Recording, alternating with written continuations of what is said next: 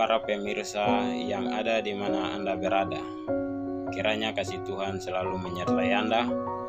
Anda terus dapat mengikuti channel ini, karena banyak berkat-berkat rohani yang akan dibagikan melalui channel ini.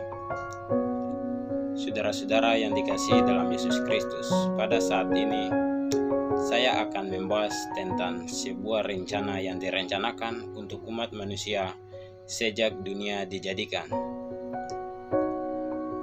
Rencana itu adalah rencana keselamatan. Rencana keselamatan itu sudah direncanakan sejak dunia dijadikan, dan kepada Adam dan Hawa di Taman Eden sudah direncanakan.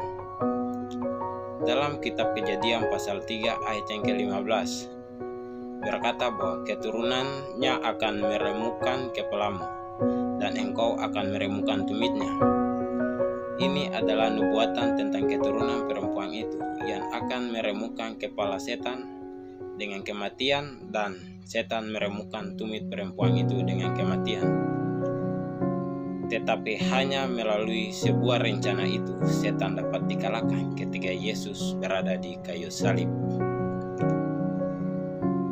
Saudara-saudara yang dikasihi dalam Yesus Kristus, siapakah yang dapat memiliki bagian dalam rencana keselamatan itu? Terdapat arti yang mendalam. Pernyataan anak domba Allah. Pertama, ini berarti anak domba Allah membuat penebusan bagi dosa-dosa kita. Kedua, melambangkan seekor anak domba yang telah dibunuh Allah. Saudara-saudara yang dikasihi dalam Yesus Kristus, di dalam kitab Yesaya pasal 53 ayat 10 di sana berkata bahwa tetapi Tuhan berkehendak meremukkan dia dengan kesakitan apabila ia menyerahkan dirinya sebagai korban penebus salah. Ia akan melihat keturunannya, umurnya akan lanjut, dan kehendak Tuhan akan terlaksana olehnya. Nabi Yesaya menubuatkan bahwa Allah menempatkan semua dosa kita kepada Yesus, dan bahwa Tuhan membuat Yesus menderita dan mati untuk kita.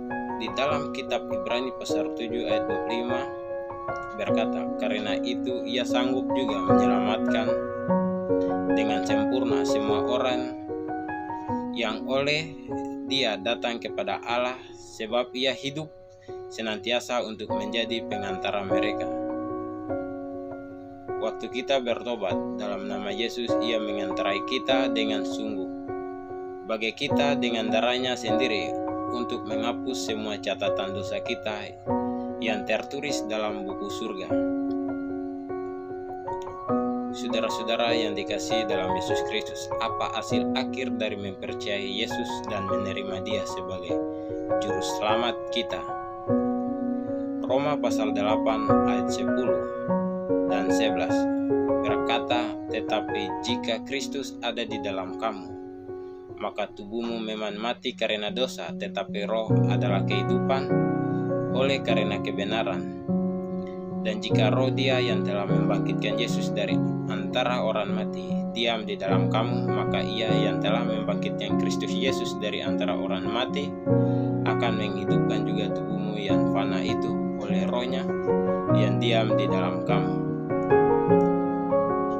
Kebangkitan adalah lambang semua orang percaya. Allah akan menciptakan kita kembali dalam rupanya yang sempurna. Dan saudara-saudara yang dikasihi dalam Yesus Kristus, mari kita melihat Abraham ketika berusia 100 tahun.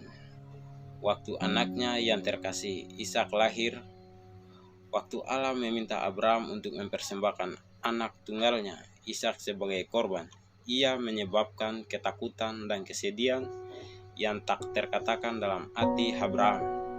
Abraham dalam sakit hatinya dan kesedihannya yang sangat dalam, hampir pingsan, dan ia berharap bahwa dirinya yang akan mati sebagai gantinya. Hati Abraham adalah lambang dan gambaran hati Bapa Surgawi kita. Yohanes pasal 8 ayat 56. Abraham bapamu bersukacita bahwa ia akan melihat hariku, dan ia telah melihatnya dan ia bersukacita. Saudara-saudara yang dikasihi dalam Yesus Kristus, waktu Yesus mati di salib, awan hitam yang tebal menutupi langit karena Bapa surgawi tidak tahan melihat pemandangan itu. Pada waktu Yesus menanggung kesakitan yang luar biasa dan meneteskan titik kehidupannya yang terakhir bagi kita, hatinya hancur. Allah melihat semua ini dan menderita bersama Yesus. Penderitaan Bapa dan Anak adalah upah dosa kita. Sakit dan luka Allah yang mendalam itu tidak dapat dinyatakan secara manusia.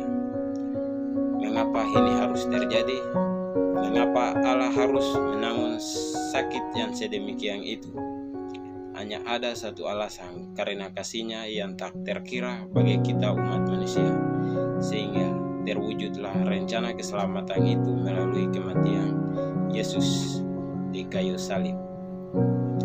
Dari sejak permulaan hingga akhirnya, Allah sangat mencintai masing-masing kita secara pribadi dengan kasih-Nya yang sangat besar.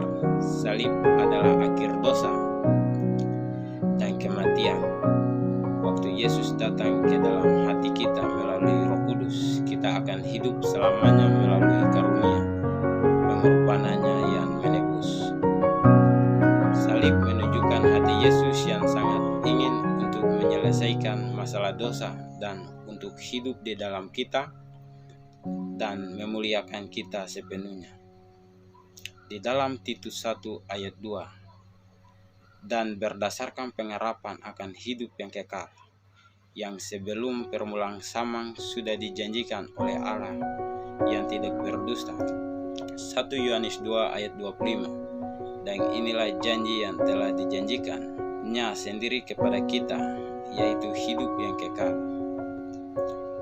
Yohanes 3 ayat 16. Karena begitu besar kasih Allah akan dunia ini, sehingga Ia telah mengaruniakan Anaknya yang tunggal, supaya setiap orang yang percaya kepadanya tidak binasa, melainkan beroleh hidup yang kekal.